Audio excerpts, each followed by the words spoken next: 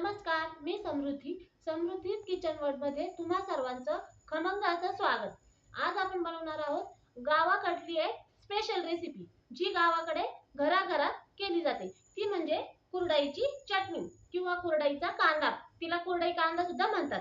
ती आज आपण इथं बनवणार आहोत। त्यासाठी घेतलेलं मी इथं साहित्य आहे ते तुम्हाला दाखवते। मी इथं 8 ते 10 कुरडया ज्या माझ्याकडे रंगीत होत्या त्या मी कुरडया इथं घेतलेल्या आहे। अशी छान रंगीबेरंगी आपली आज इथं भाजी तयार होणार आहे। रंगीत कुरडया आहे। त्याच्यानंतर एक वाटी भरून इथं कुरडई कांदा असल्यामुळे कांदा भरपूर लागणार आहे आपल्याला। मी इथं वाटी भरून कांदा कापून घेतलेला आहे। त्याच्यानंतर इथं कढीपत्त्याची 10-12 पानं घेतलेले आहे। हिरवी मिरची लसूणची इथं पेस्ट तयार करून घेतलेली आहे। जिरे मोहरी आपल्याला फोडणीसाठी लागणार आहे। थोडीशी हळद आणि मीठ चवीनुसार।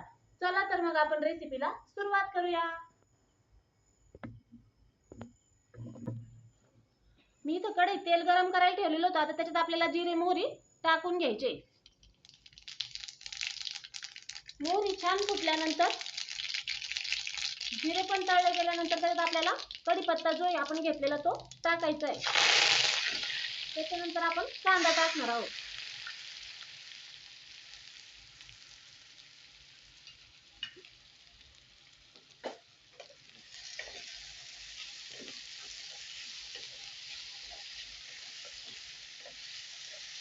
कांदा आपल्याला छान इथं परतून घ्यायचा आहे, व्यवस्थित लालसर होईपर्यंत।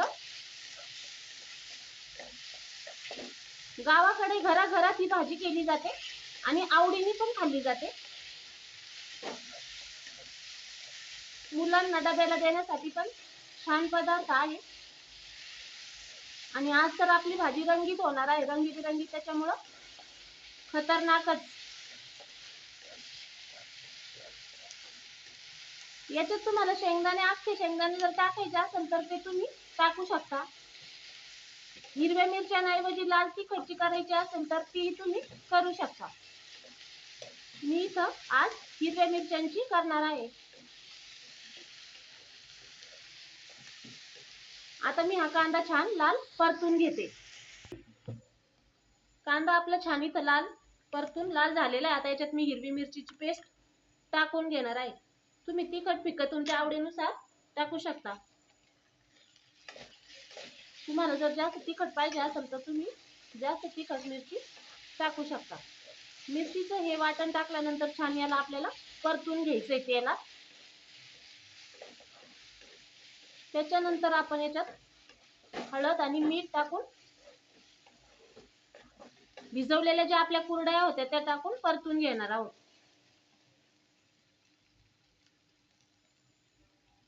इथं मी हळद टाकली आहे। आता मी मीठ टाकून घेणार आहे। मीठ आपल्याला चवीनुसार टाकायचं आहे। कुरडयांमध्ये पण मीठ असतं त्यामुळे याच्यात आपण थोडंच मीठ घालणार आहोत।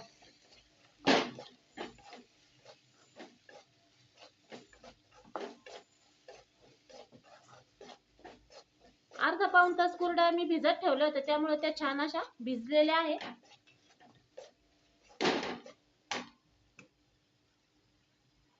आता याच्यात मी कुरडया ह्या सगळ्या टाकून घेणार आहे।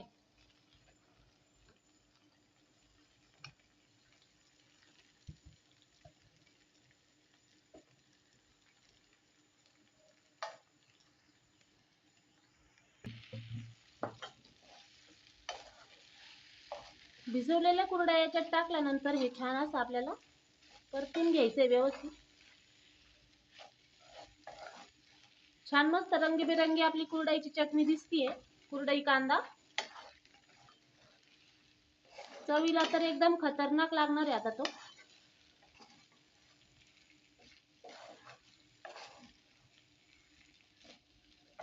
मुलांच्या टिफिनला देण्यासाठी मस्त पदार्थ आहे।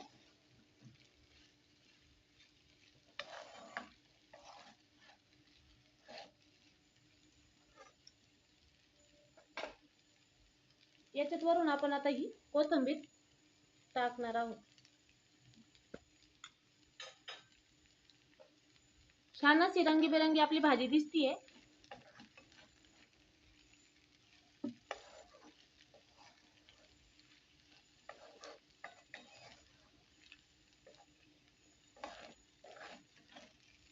इथं आपली कुरडई कांद्याची भाजी तयार झालेली आहे. कुरडई कांदा आपला इथं तयार झालेला आहे. इथं आपला कुरडई कांदा तयार झालेला आहे. रेसिपी आवडली असेल तर, व्हिडिओ आवडला असेल तर जास्तीत जास्त शेअर करा. रेसिपी आवडली असेल तर लाईक आणि सबस्क्राईब करायला विसरू नका. धन्यवाद.